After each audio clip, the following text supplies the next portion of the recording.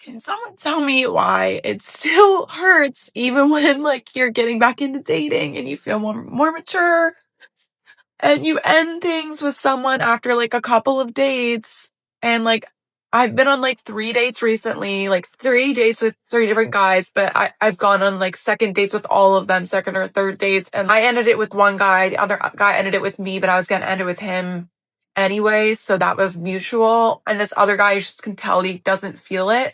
And like I thought that because I'm more mature and because it's mutual, or because I'm making the decision, that it would be less hard and I would be less sad because it's early on and stuff. But I think when it's just stacked on top of each other, like it adds up. Like, why am I crying? Like, does anybody else feel this way? Even just like when you feel like you're mostly healed and you're going back into dating, like, why does it still fucking hurt? I hate it out here. The truth is that rejection hurts. There's nothing fun or exciting about getting rejected. And you just said it. It was mutual. You didn't think you got along. You didn't think you were compatible. You went ahead and took that decision first with one of the guys, but the other two sort of rejected you first. Or they were given too many hints to ignore. They were given too many signs that they're not interested, which still qualifies as rejecting you, maybe in a more indirect way. And of course, that's going to hurt, but that's okay. That's acceptable. That's expected. And this is why I always say you should not go on more than one first date. One date is more than enough to see if there's any potential.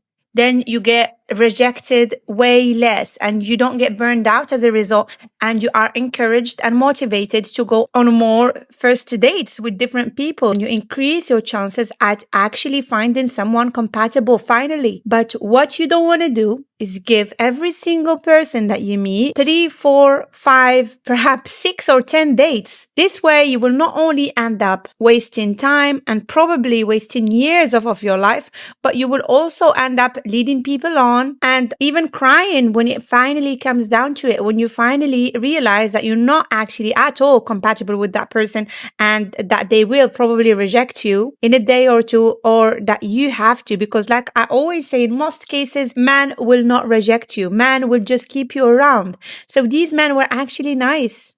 You can look at it from a different angle. These men that you went out with were actually nice to some extent because they told you that they were not interested. They didn't waste your time. Most men won't do that. Most men will keep you around and see what they can get out of you for free and without putting any effort in.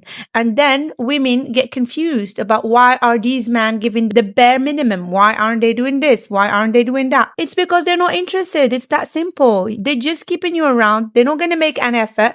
They're just going to keep you around. They're not reject you directly, but at the same time, do nothing, put no effort in, because the truth is that this type of men are not interested in you. So again, what's the solution to this? You go on one first date and you have to be alert. You have to be attentive. You have to ask questions to see if they have your must-haves, a list of 4 to 5 must-haves, meaning necessary things that you require in a potential husband. Of course, all of my content and this video and any video I make are directed to women that are serious about commitment, that want a man to commit to them and to vow to be with them forever, that are looking for a husband.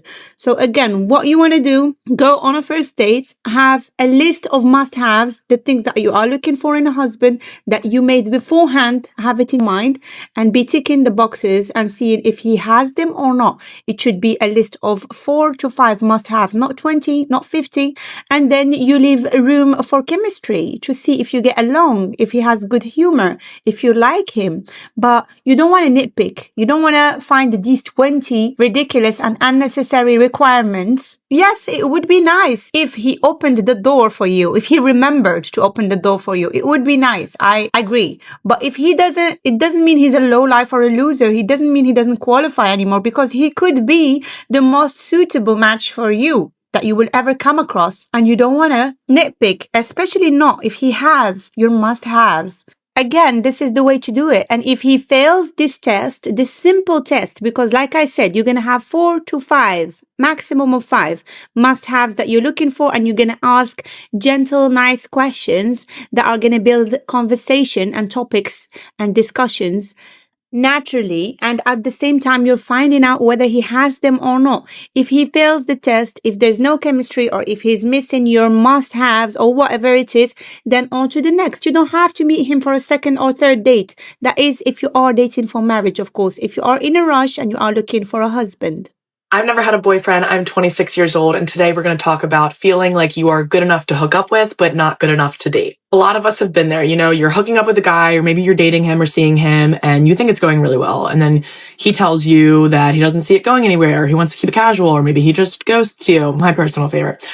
But then all of a sudden, a week or two later, he's in a relationship with another girl, and you're like, was it me? Am I just not good enough to date? And while this kind of thing happens to people who have been in relationships, as someone who never has been in one, when that kind of thing happens and someone only keeps you in the hookup box, it's a different type of hurt. Then you sit there and you're like racking your brain, like, why am I not good enough to date? If you want to hook up with me, why do you not want to date me? And then it's like, is it my personality? Am I that insufferable? But for real, as someone who's never been in a relationship, it really does kind of mess with your head, and you kind of think like, is this all that I'm destined for? Like, especially as someone who's definitely succumbed to hookup culture, there's a part of you that's like, will I ever escape it? Now, I haven't fully solved it, as I still am someone who has never had a boyfriend, but I will say that I have severely shifted my mindset away from everything that I've said so far in this video. I realized a few things. One, I cannot control how other people perceive me and how they decide that they want to interact with me. If they want to hook up with me, okay. If they want to date me, okay. If they want nothing to do with me, okay. I can't control any of that.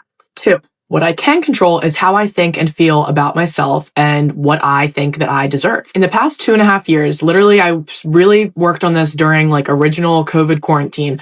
I have chosen to view myself as a high value individual with a lot of confidence. And it has really changed the way that honestly I've interacted with guys. How you feel about yourself on the inside is the kind of energy that you're putting out there into the open and the type of people that you're attracting. There's a part of my life where I was just like, woe is me, hooking up is the only option, sad, cry, cry, cry. Then once I shifted my mindset and realized that I am in control of my whole life, I'm kind of like, okay, if I want to hook up with someone, I'm going to hook up with someone because I want to, not because I feel like that's the only thing I'm destined for. If I want to go try and date someone, that's it too. It's all about what goes on in here. And obviously in the past 2.5 years that I've been working on this, you know, it's not like I got into a relationship, but a lot of those times I wasn't trying to get into a relationship. All this is a long way of saying that if you feel that tough feeling of being good enough to hook up with, but not good enough to date, try your best to remember that you cannot control what other people think of you. You can only control how you view yourself.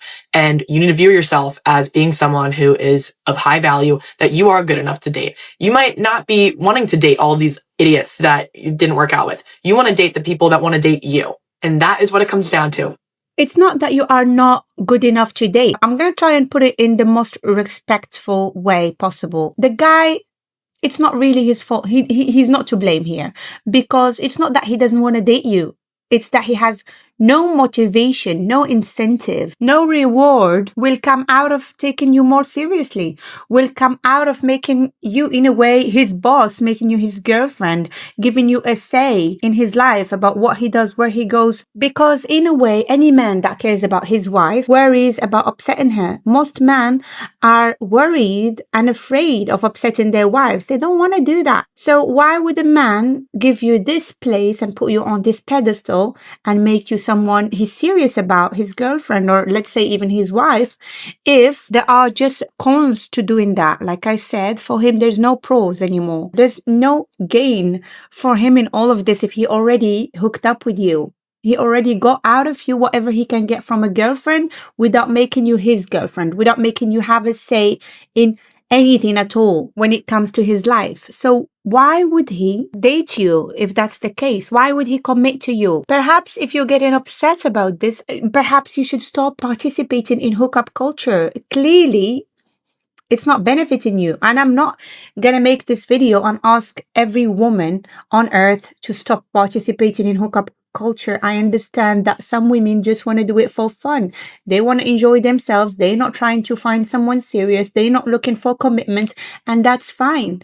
But someone like you, in this specific case, where you clearly hurt By this, it clearly doesn't benefit you to keep hooking up with people and then realizing that you don't actually mean much to them. So I'm going to give you an example, and I'm not going to compare you to a product in a supermarket or anything like that, because I know that women don't like that. And I don't want to be sitting here and objectifying women when I'm making these videos to help them out. So what I'm going to compare you to is a child. So this is my example. Do I like children? Yes, I love children. I wish all the children in the world can have a good life and can have a beautiful, lovely childhood. If I saw a child in distress or in danger, would I intervene and save that child? Yes, of course, probably. Even if it's not my child, I will save and help any child that needs help. But clearly, obviously, I will love my children more than any other child because we have a personal story, because they came out of me, because I did so much for them. I sacrificed my body. I got pregnant for 9 months. I've been with them through this entire journey, the journey of them being alive and existing. I witnessed their first word. I witnessed their first time trying to walk. So that makes it way more special. Me investing my time, my energy, and sacrificing probably my sleep. If I have a baby, you probably sacrifice your sleep too. Your body for pregnancy and everything makes you bond with your children on a deeper level, makes you love them more than any other children or any other human beings on earth, because they are your children that came out of you. They are your blood and flesh at the end of the day, but also because you did so much more for them, because you were there, you invested in them. And I know sometimes it doesn't make sense to try and rationalize parental love, and it's not something that I should try and do, but it's still a better example than me comparing you to a product or something else. And what I'm trying to say now is not that you should become a celibate and never get intimate with anyone ever again. But if you wait until you build a story first, you build some memories, you go through a few life situations and see how they act, how they respond. You wait until you build at least a friendship, not even that strong of a bond. At least you have a little story of your own, a love story of how you met, what happened, and how you spoke on the phone for some time. You involve one another in each other's lives, and after all of this, then maybe you can get intimate with them and they may not ghost you, because they would know you on a deeper level and they will care about other aspects of you. Yes, they may have stayed around because they were waiting for you to hook up with them, but it doesn't matter anymore. Why they stayed in the first place doesn't matter anymore.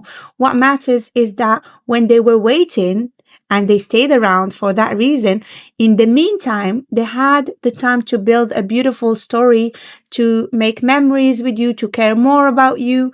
And then as a result, they end up not leaving when they eventually get what they want. I hope this makes sense. Please don't forget to subscribe. And again, if you need real guidance, if you are a woman, a single woman dating for marriage, I have created a beautiful chronological course that takes you from step 1 when you are single and unprepared and helps you find your most suitable match and potential husband within ideally 6 months to 12 months. If this sounds like something of interest, you will find it in the classroom section of my community and you will have access to it after you join the community. Of course, the link for it will be in the description box under the video, and I will see you there.